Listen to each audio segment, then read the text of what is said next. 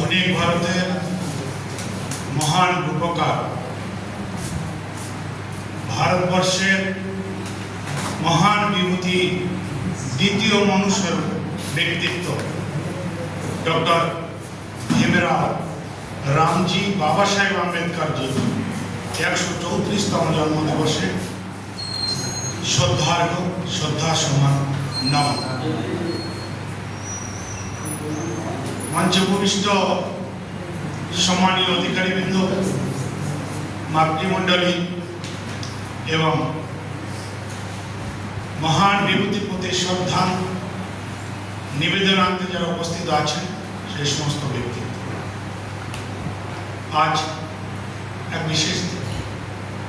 আজ এটা হওয়া উচিত ছিল সারা ভারতবর্ষের মানুষের উত্তর, সারা ভারতবর্ষের দিকে দিকে মহান বিভূতির জন্মদিবস পালন, কিন্তু কতিপয় সংগঠন, কতিপয় জাগ্রত সমাজের প্রতিনিধি তার প্রতি শ্রদ্ধা জ্ঞাপন করছেন, তাও প্রতীকী সময়।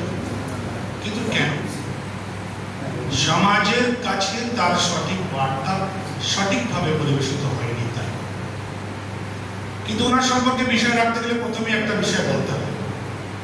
আজ স্বাধীন ভারতে তাকে উপবেশন করা হয়েছে এইভাবে, একটা শব্দ বারবার ব্যবহার করা হয়, দলিত সমাজ, দলিত সমাজ, এবং দলিত সমাজের সামাজিক প্রতিনিধি হিসাবে তার চিহ্নিতকরণ করা হয়েছে। কিন্তু তাই কি? তিনি মানব সমাজের প্রতিনিধি। আর মানব কার? সে মানবের আর এক নাম হিন্দু, হিন্দুত্ব। যদি আমরা আমাদের শব্দকে সঠিকভাবে আমাদের সামনে উপস্থাপনা হয়নি বা আমরা জানতে চাইনি বলে আমাদের কাছে হিন্দু শব্দটা একটা অন্যভাবে পরিবেশিত হচ্ছে। একবার সকলে পিছনে যাই,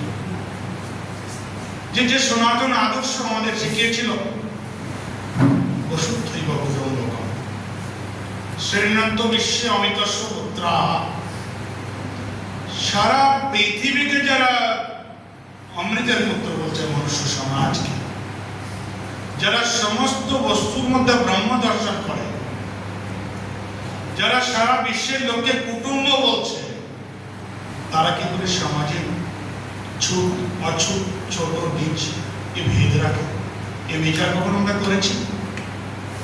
এর বিশ্লেষণ আগে করার আবশ্যকতা আছে। কেন আছে?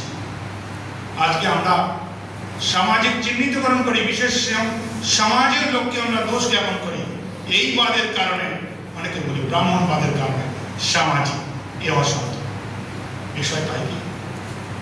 আমরা রাষ্ট্রীয় স্বয়ংসেবক সংঘের একজন মহান বিভূতির কথা বলছি, যিনি সংঘের তৃতীয় সরসংঘ চালাচ্ছেন। তিনি একটা শব্দ বলেছেন যে সমাজে যদি পাপ বলে কিছু থাকে আর সেই পাপের যদি পরিমাপন করা হয়, এই ছোঁয়াছুত ভেদভাবের মতো আর বড় পাপ কিছু নেই। এই চিন্তাগুলো থেকে এসেছে।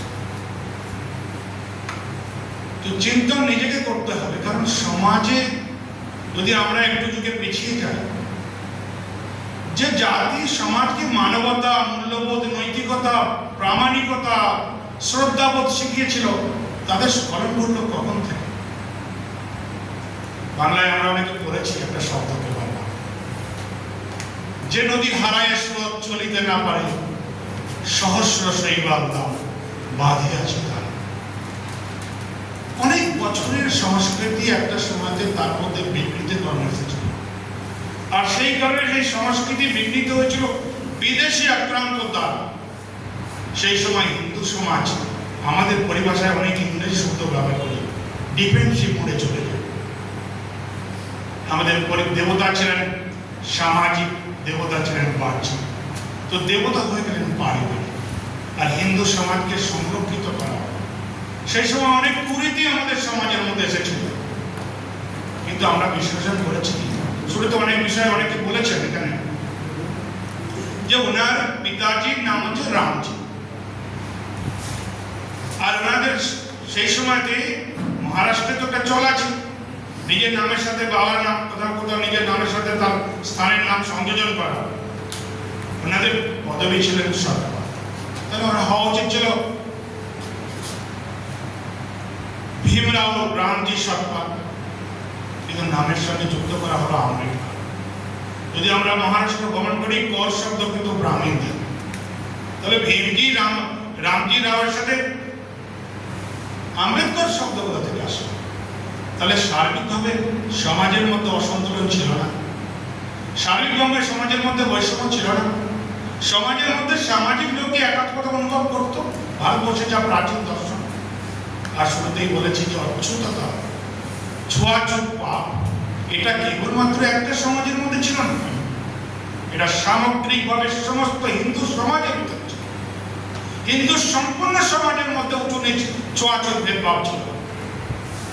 আজও যদি আমরা তা নিন্দা করি তাহলে আমরা পাব, কিন্তু আজ তার চর্চা করার জন্য আসে এই মহান বিভূতির প্রতি শ্রদ্ধা জানানোর জন্য এসেছে। অনেকে অনেক বিষয় রাখবেন, যারা বলবেন অল্প সময়ের জন্য বলার কথা বলা হয়েছে, দুটো কথা বলব। সামাজিক বৈষম্যের শিকার তিনি হয়েছে, তার সঙ্গে সামাজিক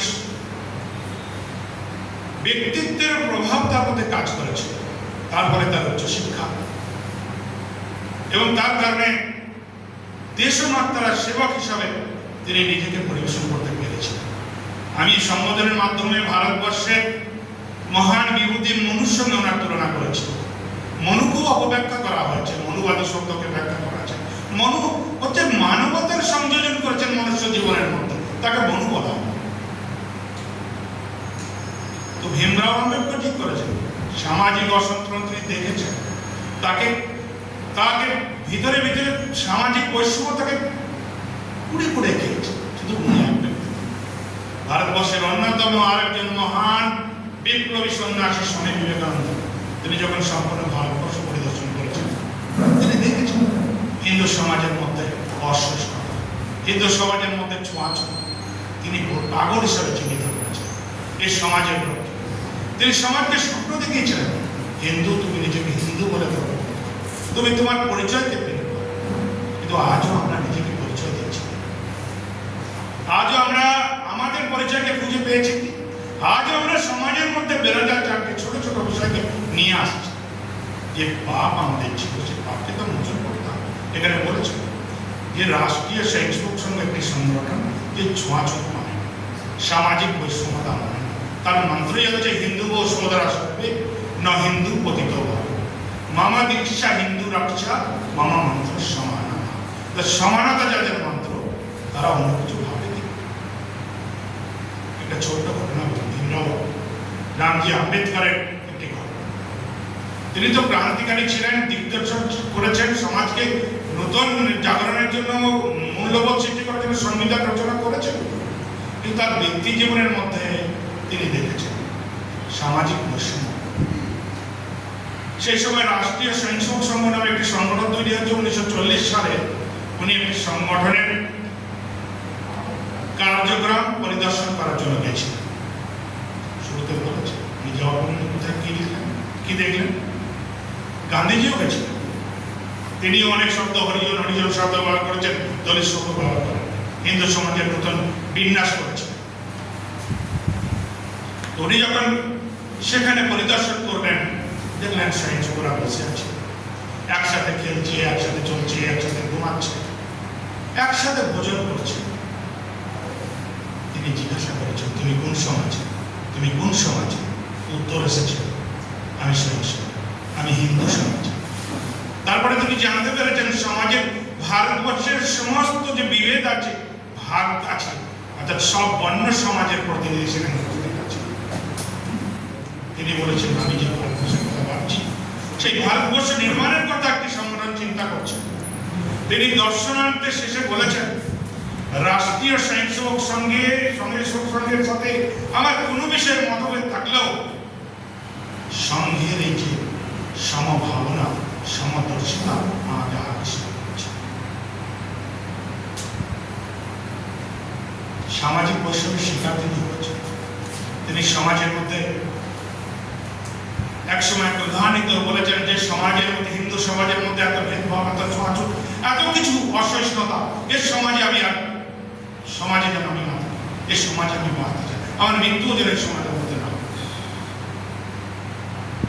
এই সমাজের মধ্যে তো অনেক মত পথ, এই সমাজ চিরকাল সমাজকে নতুন নতুন অভিযোজন হয়েছে, সমাজ শিল্পীর কাজ হয়েছে, সমাজের মূল্যায়ন হয়েছে, সমাজ সংস্কারের কাজ করছেন যুগে যুগে মহান মহান বিভূতি এই ভারতবর্ষেরই জন্ম করেছে।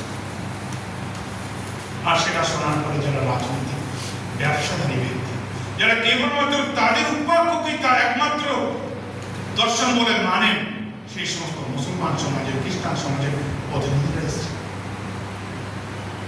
আর তারা আশা করে কি করছে যে বাবা সাহেব আপনি আমাদের সমাজে আসেন, অনেক প্রলোভনে প্রভাবিত করার চেষ্টা করেছেন। কিন্তু তিনি জানতেন যে হিন্দু সমাজে কেবলমাত্র একটা, হিন্দু সমাজের অনেক মত পথ শাখা পদ্ধতি সব আছে, তারই একটা পন্থাকে গ্রহণ করেছে, সংঘন শরণম গচ্ছামি বুদ্ধং শরণম গচ্ছামি, সেটা গ্রহণ করেছে এবং সমাজকে নতুন দিশা দিয়েছে। আজকে যারা আমরা আম্বেদকরজির প্রতি আমরা শ্রদ্ধা জ্ঞাপন করছি, এরকম অনেক সময় তারা কিন্তু সামাজিক একতার কথা বলছে, অন্যভাবে বিন্যাস করছে। আজকে তাদের অনেকে বলছেন আমি হিন্দু না, আমি এই সমাজের প্রতিনিধি। হিন্দু একটি আপেক্ষিক শব্দ, কোন দর্শনের মধ্যে হিন্দু ছিল না। হিন্দু সনাতন একটা উচ্চ মার্গীয় শব্দ, আমরা প্রত্যেকে হিন্দু। আর সেই কারণে তিনি ভারতবর্ষের বাইরে কোনো ধর্মকে তিনি গ্রহণ করেন। ভারতবর্ষের উপযোগী ধর্ম হিন্দু ধর্ম, সেটাই তিনি তার মধ্যে রেখেছিলেন। তার নাম চাই, যেমন আমরা যারা আছি, আমরা সব শাক, কেউ শৈব, কেউ বৈষ্ণব, কেউ সনাতন, বিভিন্ন নামে অভিহিত করা হয়, কিন্তু একই কারণে এক ধর্মে সেটা হিন্দু ধর্ম বলে চিহ্নিত। তো সেই সমাজের সামনে তিনি বার্তা রেখেছেন, সামাজিক একতার কথা বললেন, কিন্তু সমাজ তার ভাবনাকে এখনো অনুধাবন করতে পারল না। তাই আজও ছোট ছোট ভেদভাব, ছোট ছোট বিষয়, ছোট নতুন নতুন সংগঠন, সামাজিক, আর তার কারণে ওনার সংবিধান আপনার শুরুতেই বলেছেন 19 বার কংগ্রেস সংবিধানকে উপরে আঘাত করেছে, তাকে সংশোধন করা চেষ্টা। সংশোধন মানে ব্যক্তির স্বার্থের কারণে তার সংশোধিত হয়েছে, তার সঠিক মূল্যায়ন। তিনি সমস্ত মানুষের সম অধিকারের কথা বলেছেন, কিন্তু আজও তার সম মূল্যায়ন হয়নি। তাই জন্মদিনের শ্রদ্ধার্ঘের সঙ্গে সঙ্গে তার যে চিন্তা, তার মূল্যায়ন আজ ভিতর করে করার আবশ্যকতা আছে। আরেকটা কথা, তিনি যখন সামাজিক উন্নয়নের কথা বলছেন, আজকে যারা বাবারাও ভীমরাও আম্বেদকরজি সম্পর্কে অনেক কিছু বলছেন, কিন্তু তারা কিন্তু সেদিন ওনাকে জায়গা দেন। কিন্তু আমরা খুব সৌভাগ্যবান, এই বাংলার মাটির মানুষেরা ওনার সংসদে পৌঁছানোর ব্যবস্থা, ওনার সম্মানকে মূল্য দেওয়ার কাজটা কিন্তু বঙ্গভূমি করেছে। বঙ্গভূমি তাকে প্রতিনিধি নির্বাচিত করেছিলেন, তাই মহান বিভূতিকে ভারতবর্ষ পেয়েছিল। সংবিধানের ইতিহাস পরে আমরা সবাই জানব, বিষয় সময় স্বল্প ছিল, এটুকুই বললাম যে ব্যক্তি মূল্যায়ন করার সঙ্গে সামাজিক মূল্যায়ন করার আবশ্যকতা আছে। আজ থেকে 134 বছর আগে ভীমরাও আম্বেদকরজি পৃথিবীতে এসেছিলেন। তৎকালীন সামাজিক প্রেক্ষাপট, আজকের সামাজিক প্রেক্ষাপট দুটো আলাদা আছে। তৎকালীন সামাজিক প্রেক্ষাপটকে বিচার করতে হবে, আর বর্তমানে যা কিছু খারাপ তাকে সরাতে হবে, নতুনকে নিয়ে আসতে। আর ওনার জন্মদিনে যদি আমরা এটা করতে পারি, আর আমরা যদি একটা জায়গায় আসতে পারি, এই সমস্ত ছোট্ট ভাবনা থেকে এক জায়গায় আছে, আমরা ভারতবর্ষের মানুষ, আর ভারত মাতা আমার মা, এই চিন্তন যখন এসে যাবে এবং আমরা সকলে এক, এদেশের ভূমিপুত্র আমরা, তখন এই ভাবনা ওনার প্রতি সঠিক সম্মান